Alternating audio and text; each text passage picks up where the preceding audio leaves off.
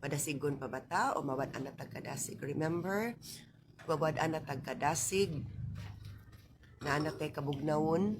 Kung naanatay kabugnawon sa atong lawas, it means our body is start to deteriorating.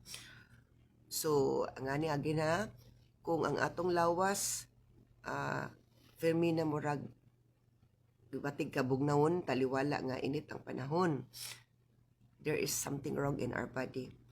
And what is that? In our spiritual aspect. Kung mugnaw na ta pagpangalagad, pagdaig, pagsimpa, pagpasa sa pulong sa Ginoo, pagkig-fellowship sa mga katawan sa Ginoo, it means our spirituality is deteriorating.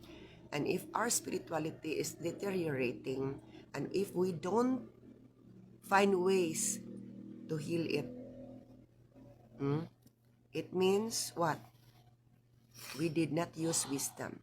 Maaylang tamo, itag pamaagi sa kaayuhan sa atong lawas, pero kaayuhan sa atong spirituhanong aspeto, dili nito pangitaig pamaagi, and that is foolishness.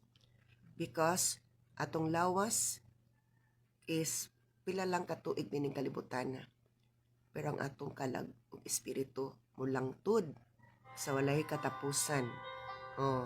So muna nga kuanta, unsay tawag ana, obserbahan ta ni Lord